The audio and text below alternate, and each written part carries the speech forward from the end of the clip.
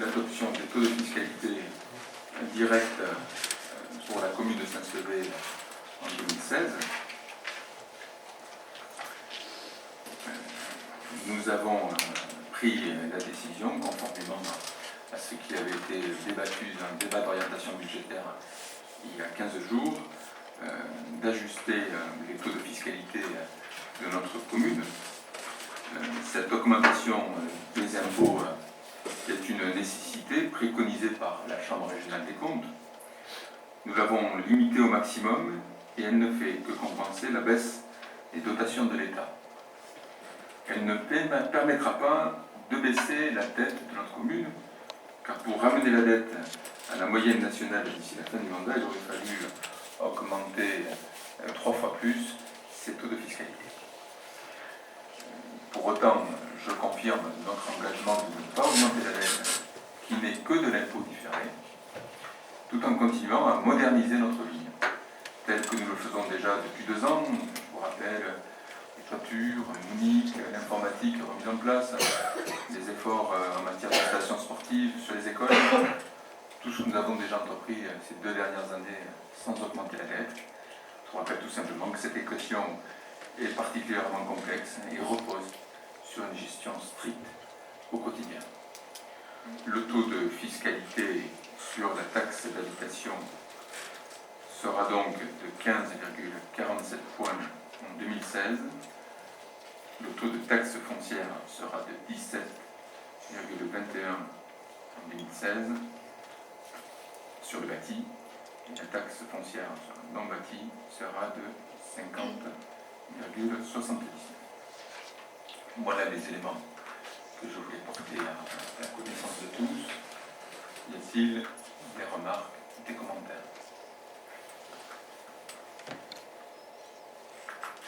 Oui, M. Martinez.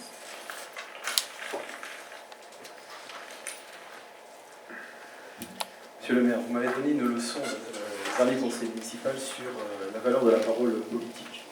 J'ai relu votre tract de campagne de mars 2014. Il est marqué en noir sur blanc qu'il n'y aurait ni augmentation des taux d'imposition ni des taxes. Bon, cruelle désillusion, hein, les masques tombent, on le voit aujourd'hui. On voit bien que finalement, les promesses de campagne que vous avez annoncées à grand renfort de communication, c'était que du vent, puisque les Saint-Séverins aujourd'hui passent à la caisse et vous faites croire qu'effectivement, encore une fois, c'est de la faute à vos prédécesseurs. Je répète, sans augmenter ni des taux d'imposition ni des taxes. C'est ce qui est marqué noir sur blanc sur votre document. Alors concernant les taxes, bon, là on a vite vu qu'effectivement on allait passer à la casserole, pardonnez-moi l'expression, puisque dès le 23 décembre 2014, on a eu le droit donc, à un festival d'augmentation. Hein, je vous passe les locations des salles municipales pour les Saint-Séverins, c'était entre 5 et 11%. Les tarifs du cinéma entre 7 et 8,7%, la piscine entre 25 et 50%, les concessions de cimetière. Voilà, on a déjà des sommets, on était entre 167 et plus de 500%. 500% d'ailleurs pour des concessions pour des enfants, je vous laisse imaginer. La cantine n'est pas en reste, effectivement, puisqu'on est passé entre 8 et 10% d'augmentation. Ça, c'était pour le conseil municipal du 23 décembre. Vous l'avez dit, l'eau reste moins chère, puisque vous allez vous confronter avec les chiffres des voisins, mais enfin, on a quand même pris le 22 juin 2015 une augmentation des tarifs de l'eau de 15%, et idem pour la redevance d'assainissement, qui là aussi a augmenté de 15%. Pour faire bonne mesure, le 29 septembre 2015, en conseil municipal, vous nous augmentez la taxe communale sur l'électricité de 60%. Et là, aujourd'hui, on passe sur la fiscalité, on atteint des sommets le 31 mars, où vous nous proposez 10% de taxe d'habitation en plus, et bien ça, le coefficient 10,08. Concernant le foncier bâti, 15,97. Pour le foncier non bâti, on le sait tous, les bases sont extrêmement faibles, on l'a vu, 131 000 €, c'est une recette marginale au niveau de la fiscalité. C'est-à-dire que ce sont les 2 impôts qui représentent 99% des recettes fiscales qui voient une augmentation à 2 chiffres pour cette année. Quand je prends l'état de notification 12,59, là aussi c'est le détail récapitulatif des impôts, des bases et des taux, avec bien sûr, quand on fait la multiplication, le produit fiscal correspondant, c'est-à-dire ce que vont payer les Saint-Séverins. En 2015, on avait un produit fiscal attendu de 1 990 655 €. Avec ce que vous nous proposez, vous allez ponctionner 318 511 € supplémentaires dans le porte-monnaie des Saint-Séverins. En première chose, dans le débat d'orientation budgétaire, vous parlez d'un déséquilibre constaté de 270 000 euros. On aurait pu s'attendre au moins que vos hausses de fiscalité correspondent à ces 270 000 euros et que vous n'en profitiez pas pour gratter 48 511 euros de plus dans la poche des Saint-Séverins.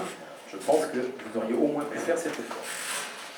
Vous avez invoqué plusieurs arguments pour justifier l'injustifiable.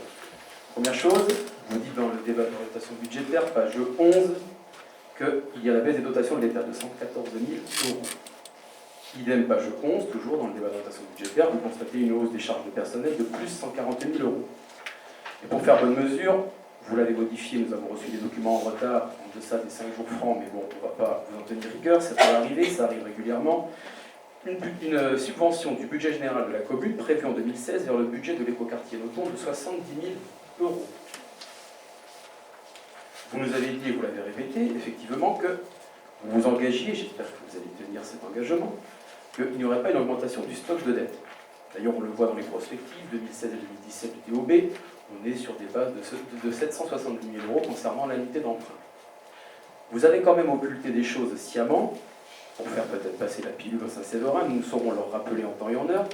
Vous avez oublié de dire que, alors qu'en 2015, la commune payait le FPIC, le fonds de péréquation intercommunale, en 2016, elle ne le payera pas. Il était prévu en 2016 un montant de 150 000 euros, c'est-à-dire qu'il vous manque soi-disant des ressources, mais en tout cas, dans le cas présent, vous avez déjà une dépense en moins pour l'année prochaine, pour 2016, puisque ces 116 000 euros ne seront pas payés, la communauté de communes prenant intégralement à sa charge cette somme. Quand on reprend vos arguments, la baisse des dotations, 114 000 euros, c'est une réalité.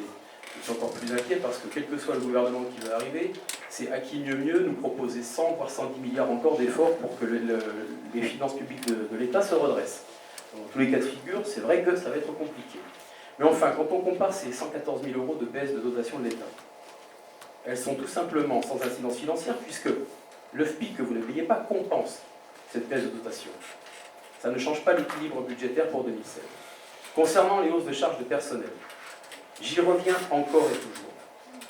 Les Saint-Séverins doivent savoir que vous avez écarté un directeur général des services et qu'aujourd'hui, ce directeur, qui nous coûte 73 692,23 €, je cite les sources de M. Choulet lors du dernier conseil municipal, ce directeur n'est pas présent dans nos murs, mais les contribuables Saint-Séverins payent avec leurs impôts ces 73 692 €. Deuxième chose, écoutez, les Saint-Séverins constatent que 73 000 euros de leurs impôts payent quelqu'un qui n'est pas là. La deuxième chose, vous avez dans cette collectivité, et il n'y en avait pas sur les 2 derniers mandats, un collaborateur du cabinet, vous pourrez calculer son salaire à la page 101 du compte administratif, vous avez son indice brut 779, majoré 641, je vous ai parlé des calculs, c'est quelqu'un qui nous coûte 51 000 euros. Un poste là aussi, dont on se demande encore l'utilité. Bon, moi j'ai des avis qui m'ont été donnés, notamment par certains commerçants, mais bon, je ne vais pas épiloguer ici. Dans tous les cas de figure, rien que sur ces 2 dépenses, que nous considérons inutiles, 73 000 plus 51 000 euros, nous avons là matière à trouver des solutions pour qu'il n'y ait pas d'augmentation des dépenses et donc de la fiscalité. Ça, c'est une évidence. Le budget de l'écoquartier. Vous proposez dans votre budget une augmentation de la fiscalité conséquente, plus de 300 000 euros dans les poches des Saint-Séverins. Sur ces 300 000 euros, il y a 70 000 euros qui vont aller sur le budget annexe de l'écoquartier. Les Saint-Séverins doivent savoir ce que cela signifie pour eux. Il y a un paradoxe dans vos propos. Vous êtes convaincus, et j'espère que ça marchera, que cet écoquartier va sortir de terre, les terrains vont se vendre, commercialiser, nous accueillerons de nouvelles populations. Or, pourquoi tout de suite mobiliser 70 000 euros pour aller abonder ce budget annexe? Quand on verse une subvention à un budget annexe de lotissement, souvent, c'est pour minorer le prix de vente des futures populations. Est-ce que les Saint-Séverins doivent voir leur taxe d'habitation augmenter de 10%, leur taxe foncière bâtie de 16%, pour que leur argent serve à payer une partie des travaux qui, mécaniquement, permettront de vendre moins cher des terrains à des populations qui ne sont pas encore arrivées? Est-ce que les Saint-Séverins doivent voir leurs impôts servir à ça? Je ne le pense pas. Parce qu'un budget de lotissement a une vocation première, c'est de s'équilibrer.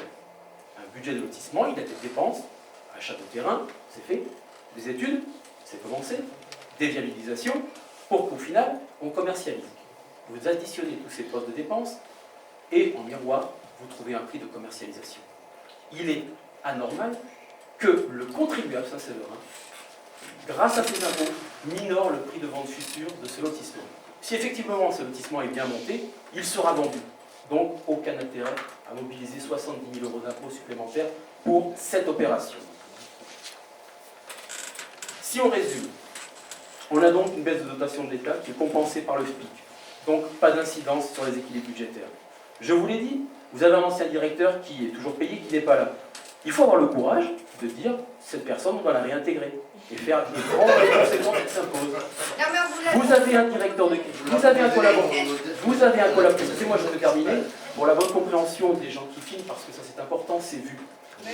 51 000 € pour un collaborateur de cabinet qui, je le répète, je ne suis pas le seul à le penser, n'a aucune utilité dans cette ville, sauf à servir les intérêts particuliers d'une personne et pas l'intérêt général.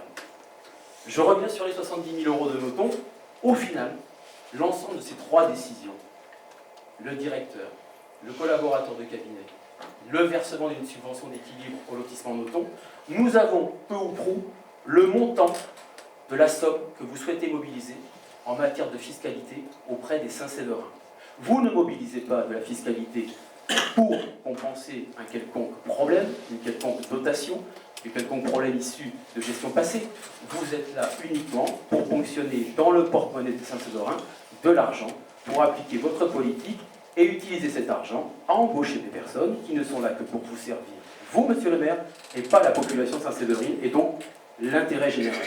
Donc, nous vous demandons solennellement de changer votre décision. Nous refusons cette hausse d'impôt qui est injuste et sans fondement. Nous vous demandons de maintenir les taux de fiscalité de 2015 en 2016. Et nous vous répétons que les Saint-Séverins ne doivent pas subir vos inconséquences en matière de gestion calamiteuse de cette ville. Je peux poser une question? Non, je crois qu'on peut se mettre à applaudir. Mais je crois quand même qu'il faut applaudir. C'est un exposé magnifique. Allez-y, Claire. Alors, je veux poser une question. Je veux demander à M. Martinez, qui parle tant des emplois des autres, qui sont des emplois qui ne servent que les intérêts de M. le maire, j'aimerais savoir ce que faisait M. Martinez 6 mois avant les élections municipales. Quel était son emploi réel? Parce qu'il était passé de chef de cabinet du président du conseil départemental, évaporé dans la nature. J'aimerais bien connaître quel était votre emploi réel, M. Martinez. Donc je vous répète que vous augmentez les impôts pour payer Non, des gens mais au je service répondre. d'une seule personne. Je vais vous répondre par rapport à ça. Répondez à la question. Mais Voilà. on vous pose une question. Quel était votre emploi réel? Il Vous y avait- serviez à quoi? Vous serviez à quoi? Il y avait également dans votre tract de campagne le respect de tous. Non. Respect de... Quand on voit Excusez-moi, autant je peux de pas. malhonnêteté intellectuelle, c'est pas étonnant que les gens se détournent des urnes. Franchement, c'est pas étonnant. C'est la même chose pour la fontaine avec votre belle démonstration. Respect de tous, virgule, y compris de l'opposition. Vous l'avez marqué. Je vous remercie. Bien, on aura tous relevé, puis ça sera enregistré, votre incapacité à répondre à quel était votre poste 6 mois avant l'élection municipale. Que sous-entendez-vous, monsieur le maire? Je suis... Attention, parce que vous êtes filmé. Parce que... je constate, très simplement, nous constatons tous que vous ne répondez pas à la question. Libre à vous. Quelle Je vais est revenir sur ma vie privée, monsieur le maire? Ça ne vous regarde pas. Je ne cherche pas à savoir ce qu'on a fait. Ah, mais moi, c'est très simple. Moi, je vends des poulets. Moi, j'ai un métier. Je vends des poulets. Si vous voulez des bons poulets, vous savez où les chercher. Et je vais reprendre point par point parce que vous parlez beau, mais malheureusement, vous parlez faux. Vous nous avez évoqué que l'eau a augmenté de 15%. Allez, on va aller reprendre les chiffres. Moi, j'aime beaucoup les chiffres, mais les vrais.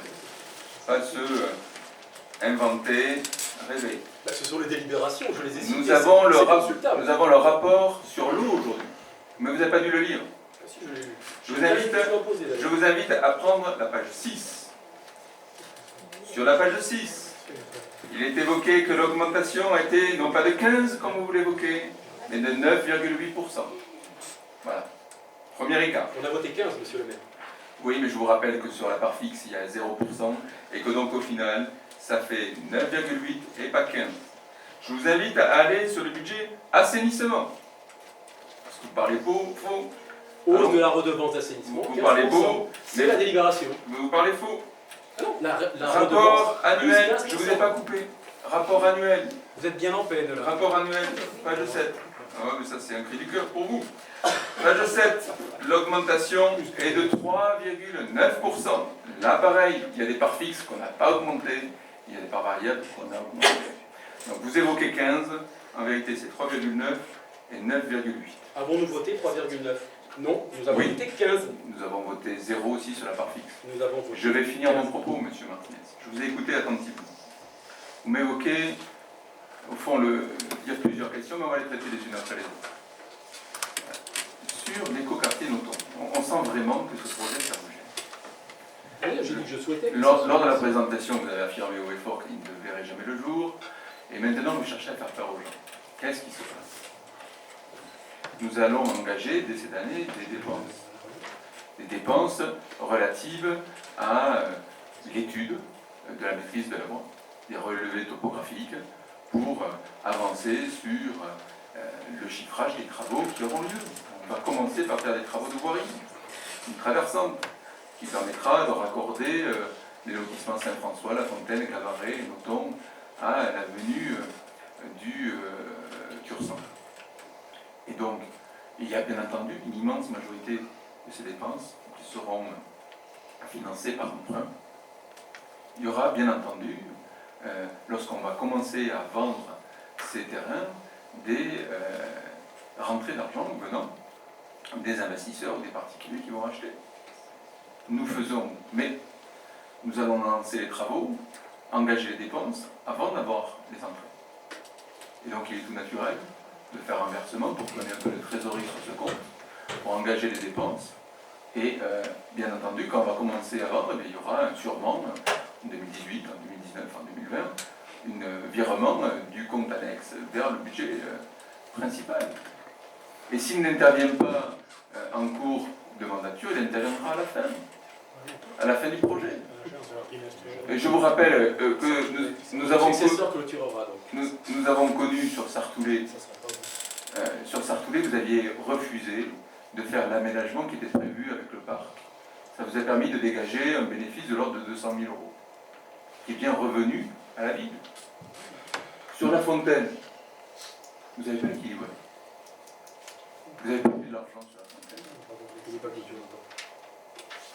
Sur La Fontaine 1, je vous confirme qu'on a perdu de l'argent. Et qu'on continue aujourd'hui à financer sur le budget général des travaux qui ont été promis aux gens et qui n'ont pas été malheureusement intégrés dans les coûts. Donc ce que je veux dire par là, c'est une avance de trésorerie qu'on fait. Vous parlez d'avance. L'application comptable n'est pas bonne, alors qu'une avance, ça ne s'applique pas comme ça. Vous savez, vu le nombre d'anomalies qu'a relevé la Chambre régionale des comptes, que vous avez découvert, et quand on m'explique que la 54 000 euros de dépenses, c'est l'épaisseur d'entrée, vous savez, je crois que votre crédit a... On verra votre gestion, et je vous garantis que malheureusement, vous serez comme les autres. Je vous redis, pour finir sur l'écoquartier Noton, pour finir une fois pour toutes, oui, bien entendu, ce projet est un projet d'ampleur. C'est un projet qui va sûrement mobiliser plusieurs millions d'euros. C'est un projet qui va voir le jour et qui sûrement durera 7, 8, 10, 12 ans, vu le nombre d'habitants, vu les surfaces à aménager. Et donc il est tout à fait naturel qu'en démarrage, la collectivité amorce la pompe. Et nous lançons une maîtrise d'œuvre. Notre souci, bien entendu, c'est que le prix du mètre carré soit attractif, que les réalisations pour ce quartier soient payées par les gens qui vont acheter. Mais je rappelle que les aménagements qui vont être faits à cet endroit-là ce sont des aménagements structurels pour la ville. Que ça va permettre de raccorder les quartiers les uns aux autres. D'arrêter d'avoir ce chemin de Nothomb qui aujourd'hui est très dangereux.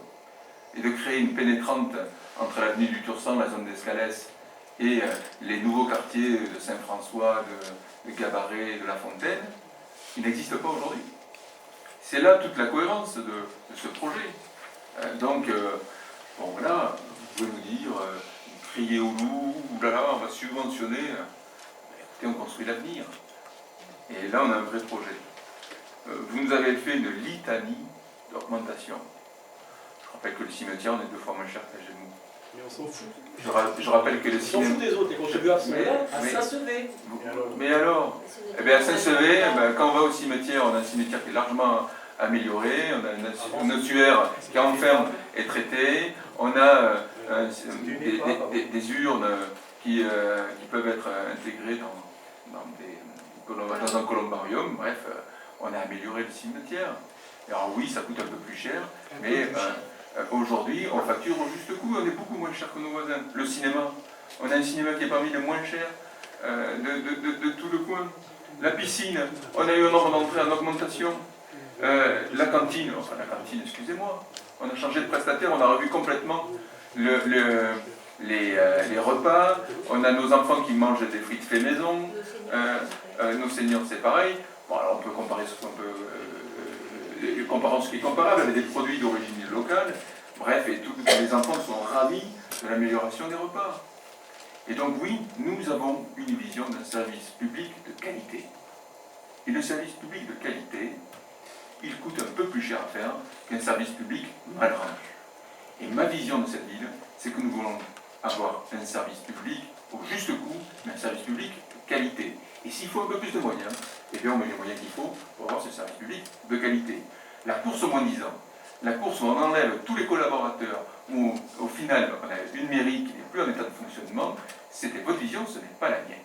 Alors, vous pouvez m'expliquer, je crois qu'il y a eu 15 ou 16 arrivés depuis ma prise de fonction. Il y a eu aussi des départs, il y a des changements. Ça vit une collectivité. Vous ne ciblez que 2 collaborateurs. Je suis très heureux, très fier, honoré du travail que fait la nouvelle DGS. J'assume pleinement la décision que nous avons prise de changer de DGS. Je vous rappelle d'ailleurs que la Chambre régionale des comptes a relevé toute une série d'anomalies comptables qui étaient le fait pour partie des élus, mais aussi pour partie le fait du DGS. Nous avions une DGS qui ne récupérait pas la TVA sur les travaux en régie. Lorsqu'on lui a posé la question, mais pourquoi? Elle dit, c'est pas possible, c'est pas légal. Ça l'est depuis les années 80.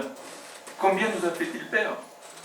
Et donc oui, nous avons une informatique, avec des systèmes d'exploitation différents, un réseau à l'abandon. Tout ça, c'était le fruit aussi de ce collaborateur. Donc, nous avons assumé la décision qu'il n'était pas le collaborateur sur lequel nous pouvions nous appuyer pour mener le changement nécessaire. La loi qui fait que lorsqu'on se sépare d'un DGS, il faut que la collectivité continue à en assumer une partie du salaire, la moitié, pour la situation présente. C'est pas moi qui l'ai voté. Elle date de 1984. Et je remarque que le gouvernement actuel n'a rien fait pour la réformer. Et donc, c'est moi, il y a 2 manières de voir le problème. Qui a recruté ce DGS? Vous.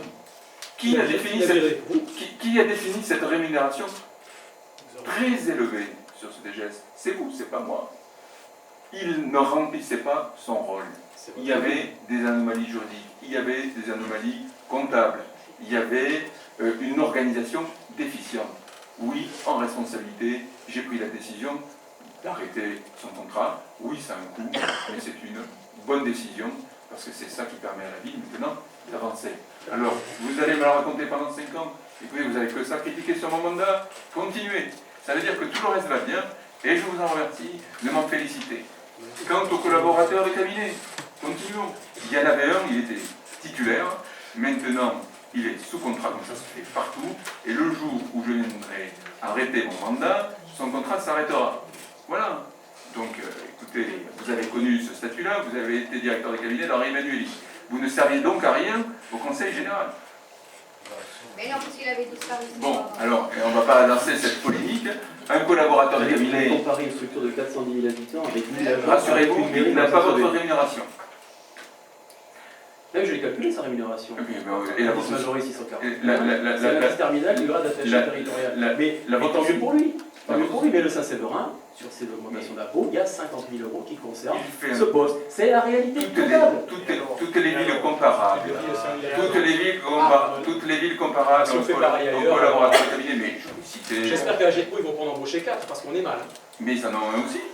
Justement, qu'ils n'en gardent qu'un. S'ils en ont 2, ou 3, ou 4, on va en Je prendre vous- 4 je aussi. vous trouve un peu- Mais non, sérieux. Il y en a partout. Un collaborateur de cabinet est là pour accompagner l'action des élus, pour préparer les décisions, pour créer le lien entre l'ensemble des élus. C'est ça qui fait qu'aujourd'hui, on a une action beaucoup plus efficace. Il ne faut pas croire que le fait qu'on ait fait 18 dossiers de subvention, là où avant il y en avait 2 ou 3 fois moins, ça se fait sans travail.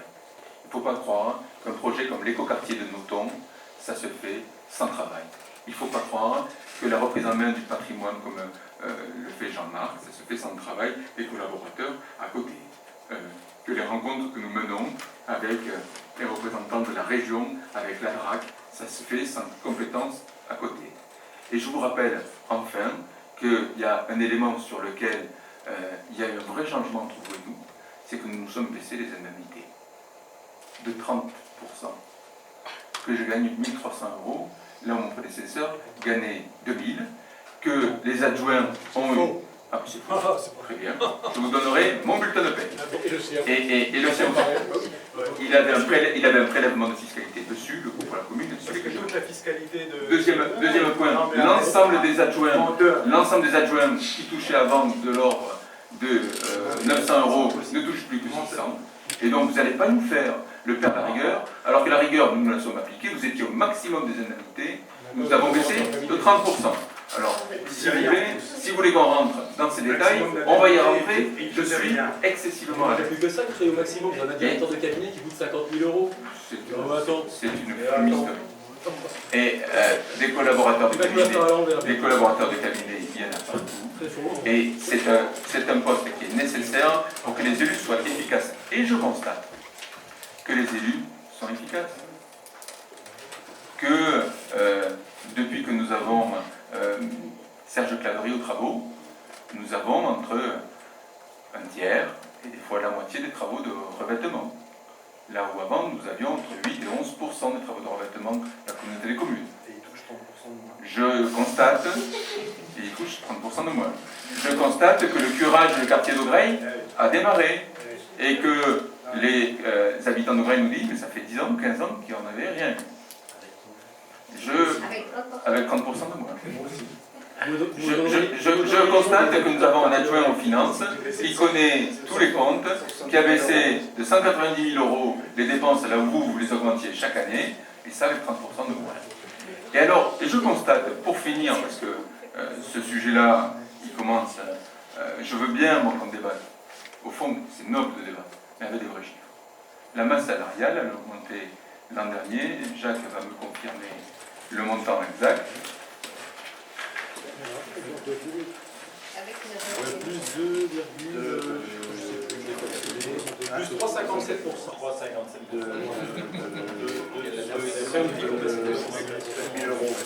Alors, il a augmenté de 64 000 €. Alors, vous m'évoquez que le DGS coûte 73 000. Alors, il y a un problème. Plus 57. Il y a un problème, parce que vous me dites 73 000 €. Ben non, au final, il y a 64 000 € de plus. Moi, je parle pas comme ça. Ah bon, ben oui, mais moi je regarde comme ça. Et dans ces 64 000 €, il y a les TAP, ce personnel qu'on a mis en face de nos enfants. On a l'instruction du droit du sol, un coût transféré par l'État au 1er juillet. Et si vous enlevez ces deux phénomènes, on a une masse salariale qui est quasi stable. Ce que vous n'avez jamais réussi à faire. Alors, je veux bien que vous cherchiez à vous raccrocher aux branches pour expliquer qu'on ne sait pas gérer. La vérité qui se passe. Et oui, effectivement, nous avions promis de ne pas augmenter les impôts. Mais il y a un paramètre, lorsque nous avons été élus au mois de mars 2014, qui n'existait pas. C'est la décision de Manuel Valls, le 16 avril 2014, au lendemain des élections, une vague bleue a porté des maires qui ne sont pas de sensibilité au pouvoir des mairies, a décidé d'un plan de rigueur de 11 milliards, faisant qu'à Saint-Sevé, on a perdu 237 000 € de dotation de l'État, ce qui n'était pas annoncé pendant la campagne municipale. Et je vous confirme que s'il n'y avait pas eu... la droite veut faire pire. Je vous confirme, nous verrons. Mais je vois que déjà que vous pensez que la droite va revenir, vous êtes lucide. Mais je vous confirme, La droite veut faire pire. non mais écoutez, faites les cartons. Mais je vous confirme que s'il n'y avait pas eu cette baisse des dotations de l'État annoncée un mois après notre arrivée, nous n'aurions pas augmenté les impôts parce que la baisse des dépenses aurait permis de rétablir une situation qui est catastrophique. Parce que pourquoi nous augmentons les impôts? Parce que, alors c'est un petit terme technique, la situation nette est négative. Et pourquoi elle est négative? Parce que nous faisons face à un surendettement. Nous faisons face à 760 000 € de remboursement d'emprunt. Là aussi, nous avions une dette conforme à la moyenne nationale. Nous n'aurions que 350 à 400 000 € tous les ans. Et c'est cette double peine de votre dette laissée, qui n'est que de l'impôt différé, et du désengagement de l'État qui nous contraint à revenir sur cette décision. Pour autant, nous la faisons limitée au maximum. Et limitée à 280 000 €. Je ne sais pas si vous avez sorti ces 331. État 1259 2015, État 1259 2016. Faites la différence. Les bases augmentent. Oui, bah alors si vous intégrez les bases dans le calcul aussi, Les bases auraient augmenté, les bases augmentent tous les ans. même si on n'avait pas. C'est pas l'effet taux, monsieur Martinez. Mais c'est n'importe quoi.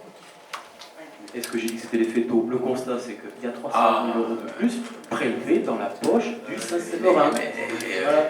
Monsieur Tauzin, en tout cas, je note, et c'est filmé que s'il n'y avait pas eu... Pas du tout, je m'inscris en faux. Moi, je vous dis que s'il n'y avait eu que les augmentations du taux, c'était 281 000 €. Voilà. Et ça, vous pouvez faire confiance à mes calculs. Ça correspond encore plus avec les surcoûts de votre gabegie. J'ai bien noté, vous l'avez dit, que s'il n'y avait pas eu de baisse de dotation de l'État, il y aurait... Vous ne faites pas de gabegie, vous l'inspectez. Excusez-moi. Ouais. J'ai bien noté, s'il n'y avait pas eu de baisse de dotation de l'État, il n'y aurait pas eu de hausse d'impôts. Donc, nous fermons le débat. Le problème des impôts n'a rien à voir avec la gestion passée. Je vous remercie. Qu'est-ce que c'est que C'est ce que vous venez de dire. Vous Pas êtes- de baisse de dotation, pas de hausse d'impôts. Les gens sont témoins. Vous êtes pathétique. Mais c'est la réalité. C'est filmé. Vous l'avez dit, monsieur. Bon alors, écoutez, j'avais décidé d'être gentil avec vous. Mais vous l'êtes toujours. Mais écoutez, puisque vous êtes gentil avec moi, je vais sortir quelques chiffres. Qu'est-ce que vous avez fait en 2001 quand vous êtes arrivé? J'étais pas là en 2001, monsieur Vous Tauzin. êtes arrivé en quelle année alors? Cherchez. Ah bon? Parce que pour moi, vous êtes arrivé fin 2001, début 2002, mais... Absolument pas. Ah bon, sûrement. Lorsque vous êtes- Absolument pas, monsieur Tauzin. Non. Eh bien, très bien, mais vous nous sortirez, vous nous direz, parce qu'on est très curieux, vous nous direz ce que vous faisiez 6 mois avant. En 2001, lorsque M. Dalle est arrivé en responsabilité, vous avez augmenté les impôts sur la taxe d'habitation de 16%. Vous avez augmenté sur le foncier bâti de 16%. Je vais être très précis. Vous avez augmenté de 16,16% en 2001 et vous avez rajouté une augmentation en 2005. Ce qui a porté l'augmentation globale à ce que dit madame. Et à quoi vous avez utilisé cette augmentation? Est-ce qu'elle a servi à baisser la dette? Est-ce qu'à l'époque il y avait un désengagement de l'État? Non. Vous avez gaspillé cet argent dans une mauvaise gestion, avec des indemnités maximales d'adjoints, Faire une crèche, c'est une mauvaise avec gestion. un beach volley à 434 Faire 000. une crèche, c'est une mauvaise gestion. C'est la communauté des communes, c'est pas vous. Ah, Et elle un beach était volley. sous maîtrise d'ouvrage communal, monsieur Tauzin. Vous Oui, êtes oui. mal renseigné. Un beach volley à 434 000 €, des barrières d'Ensiro à 100 000 €, un FCTVA qui n'était jamais récupéré sur les travaux faits en interne, un parquet de la salle de basket payé 2 fois, des dossiers de subvention jamais faits, on avait 13% de subvention, et une explosion des dépenses à caractère général. Alors s'il vous plaît, vous me dites de ne pas faire l'héritage, vous nous avez laissé une dette qui est le double de la moyenne nationale. La Chambre régionale des comptes a épinglé cette dette qui est excessive. Elle nous a dit sa cause, c'était des anomalies comptables et une explosion des charges à caractère général. et elle préconise, c'est ce que nous avions vu il y a 15 jours, une augmentation qui lui paraît inévitable. Voilà la réalité. Vous avez laissé une dette excessive à laquelle vous faites face dans un contexte où les baisses des dotations sont sans précédent, et donc nous faisons une augmentation limitée à 1,41 points sur la taxe d'habitation et à 2,37 points sur le foncier bâti. Nous ne touchons pas à la taxe foncière non bâtie, et effectivement c'est une augmentation qui fera que les taux à Saint-Sevé resteront largement inférieurs à la moyenne départementale. La taxe d'habitation sera 39% inférieure à la moyenne départementale, et la taxe foncière bâtie sera un taux inférieur de 10% à la moyenne départementale. Nous allons donc maintenant passer au vote. Oui, moi aussi, je voudrais dire quelque chose. Parce que on comprend que M. Martinez, qui est pour la solidarité et le partage, tout le monde l'a bien compris, c'est solidarité et partage de la dette avec ceux qui viendront après, mais certainement pas prendre sa part des investissements dans les médias. Posez votre question, s'il vous plaît. Bien, eh bien, nous allons donc procéder au vote, à moins que Jacques veuille dire quelque chose. Non, parce que j'ai été cité tout à l'heure sur un chiffre que j'avais donné, que je voudrais quand même un petit peu moduler. Donc je répète, parce que vous n'avez pas voulu écouter la suite l'autre jour de ce que je disais sur les différents salaires des DGS. Je répète que l'ancien DGS donc, était en 2014, il avait une rémunération de 99 623,38. Que si on l'avait gardé, il serait aujourd'hui, en 2016, probablement, ça tournerait autour de 110 000. Et en 2016, on verra tout à l'heure sur le budget productif. Donc, monsieur, on va donner à l'ancien DGS 73 692, comme c'est dit par M. Martinez. Mais on va donner à la personne qui tient le poste de DGS actuellement une somme bien inférieure, qui fait que la somme des deux, c'est-à-dire ce que va toucher l'ancien DGS et ce que va toucher la personne qui occupe le poste aujourd'hui, sera de 119 946. Donc on serait arrivé avec l'ancien DGS à 110 000. On va donner 119 946. Donc je dis pas que c'est fantastique, et il ne faut pas dire que c'est 73 000 de plus, il faut dire que c'est 10 000 de plus. Non, vous payez 73 000 euros, quelqu'un qui n'est pas là, arrêtez. Et vous vous Si on l'avait gardé, ça coûterait 110 000 euros. Si on l'avait gardé, ça coûterait 110 000 euros. Si, c'est bien le problème que vous posez. Si. Monsieur Choulet, ici, il y a toujours eu un DGS, on constate qu'il y a un DGS absent, un DGS en poste, un directeur de cabinet. Pour exercer les fonctions, ça coûte 160 000 euros aux contribuables. Et on leur demande 300 000 euros d'impôts en plus. Il faut arrêter. Vous faites n'importe quoi. Il a raison. Il a raison. Je vous remercie. Il dit n'importe quoi, il ment comme il reste. On y va. Vous faites avancer le débat comme ça. Non, Monsieur Martinez. Ça, vous le faites avancer, vous le débat. Monsieur Martinez. Oui. Mais vous racontez que des salades. Je vous ai cité, monsieur Choulet. Vous racontez que des salades. Mais j'ai cité vos chiffres. Mais vous racontez que des salades. Mais non, il raconte que des salades. Mais ça, on le sait. Il n'y a que lui-même. Je crois même qu'au fond, il en est conscient. on peut vous rappeler. Alors, nous allons passer au vote. Parce qu'au fond, je crois qu'on a bien compris la mauvaise foi de certains et que le débat c'était, on se croirait en campagne, alors que moi je croyais qu'on était dans l'exercice d'un mandat. Et l'exercice d'un mandat, c'est quand on arrive à baisser les dépenses, vous ne trouvez pas ça satisfaisant. L'exercice d'un mandat, c'est quand la Chambre régionale des comptes indique qu'il n'y a pas d'autre solution que d'augmenter les impôts. Non, la Chambre ne dit pas ça, ce n'est pas vrai. Non, il faut arrêter de dire ça. Écoutez, on a fait le débat il y a 15 jours. Non, mais il faut arrêter de dire ça. Mais arrête l'évidence sans arrêt. Je ne nie pas et donc, l'évidence. je ne vous ai pas donné la parole, monsieur. On n'a pas dit qu'il fallait augmenter les impôts, Monsieur on n'a Lafarge. pas préconisé. Je ne vous ai pas donné la parole. Je vous quand même. Et elle l'a préconisé, et en expliquant qu'il n'y avait pas d'autre issue, qu'elle était nécessaire. Nous avons une situation nette qui est négative et il faut y faire face. Ne rien faire, fermer les yeux, reculer, serait courir le risque de finir avec une situation dans une incomparablement plus difficile qu'aujourd'hui. Donc nous ne sommes pas ceux qui feront payer par les générations futures l'absence de courage d'aujourd'hui. Le sens des responsabilités, le courage public nous impose d'augmenter les impôts pour revenir à un équilibre des comptes. Voilà, un équilibre des comptes qui a été mis à mal par une baisse des dotations d'État et qui est mis à mal par un surendettement qu'on nous avait laissé. Voilà la réalité. Nous allons donc passer au vote. Y a-t-il des gens qui sont contre? Y a-t-il des gens qui s'abstiennent? Y a-t-il des gens qui sont pour? Je vous remercie pour cette décision courageuse et nécessaire. Nous allons maintenant passer au vote du budget. Budget 2016. Je crois qu'on a largement... Non, ils ne sont pas votés l'opposition permet de se faire plaisir. On est toujours pour